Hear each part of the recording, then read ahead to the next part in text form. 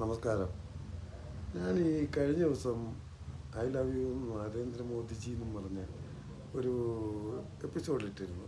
അതിനകത്ത് കാരണങ്ങളും പറഞ്ഞു.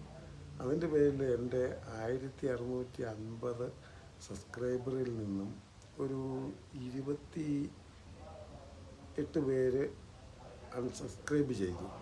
പക്ഷേ അത് തിരിച്ച് വീണ്ടും 10-15 പേര് പിന്നെയും വന്നു. അപ്പോൾ അതിൻ്റെ കാരണം എന്താണ്? ഞാൻ ഇപ്പോഴും പറയുന്നതിൻ്റെ കാരണം, ഈ ലോക നേതാക്കളോ നിങ്ങൾ ആരെങ്കിലുമോ മോദിജിയുടെ മുഖത്ത് നോക്കി ഒരു 15 മിനിറ്റ് ഇരിക്കാമോ? മോദിജിയുടെ ഒരു ഫോട്ടോയിൽ നോക്കി ഇരുന്ന് പേടിക്കാതെ ഒന്നിരിക്കാമോ? അത്ര പവർഫുള്ളാണ് ആ മുഖം. അതാണ് ഈ ലോകത്തെ പേടിപ്പിക്കുന്നത്, ഈ നിങ്ങളെയൊക്കെ പേടിപ്പിക്കുന്നത്. ഞാൻ ഒരു BJP-കാരനായതുകൊണ്ടല്ല ഞാനിങ്ങനെ അങ്ങനെ പറഞ്ഞത്. ഞാൻ ഒരു ഭാരതീയനായതുകൊണ്ട്, ഒരു ഇന്ത്യൻ ആയതുകൊണ്ട് ആണ് പറയുന്നത്. നമ്മളൊക്കെ ഇന്ത്യയിൽ സ്വസ്ഥമായിട്ട് ജീവിക്കുന്നത് പോലും അദ്ദേഹം പ്രധാനമന്ത്രി ആയതുകൊണ്ടാണ്. പകരം ഒരാളെ കാണിച്ചതാണ്. ഈ BJP പോലും പകരം ഒരാളെ കാണിച്ചതാണ്. ഏതെങ്കിലും രാഷ്ട്രീയ എല്ലാവരും വിറ്റ് കാശാക്കും.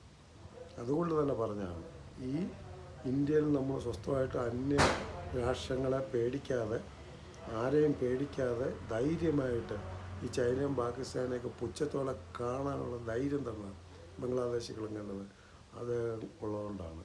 അതൊരു രാഷ്ട്രീയപരമായിട്ട് കാണരുത് അതിനെ. അത് ഒരു പവർഫുൾ ലീഡറായിട്ട് കാണണം. ഈ ലോകത്തിലെ ഒരു രാഷ്ട്രീയ നേതാക്കളോ ഈ കാണുന്ന ഏതെങ്കിലും വ്യക്തികളോ അദ്ദേഹത്തിൻ്റെ ഒരു ഫോട്ടോയിൽ അദ്ദേഹത്തിൻ്റെ കണ്ണുകളിലേക്ക് ഒരു 10 മിനിറ്റ് പേടിക്കാതെ നോക്കിയിരുന്ന് നോക്കാം. പറ്റില്ല. അതാണ് മനുഷ്യർ, അതാണ് അപൂർവ ജന്മങ്ങൾ, അപൂർവ ഭരണാധികാരികൾ. അതിനും അലക്സാണ്ടറും ഒക്കെ ഉണ്ടായിട്ടുണ്ട്, എബ്രാഹിമിലും ഒക്കെ ഉണ്ടായിട്ടുണ്ട്. നമ്മുടെ ജീവിച്ചിരുന്നതിൽ നല്ല മനുഷ്യനാണ് ഇപ്പോഴും ജീവിച്ചിരിക്കുന്നത് അബ്ദുൽ കലാം സാറൊക്കെ. അതുപോലെ അതിനേക്കാളൊക്കെ 1000 ഇരട്ടി മഹത്തരമായ ഒരു നേതാവാണുള്ളത്. നന്ദി, നമസ്കാരം.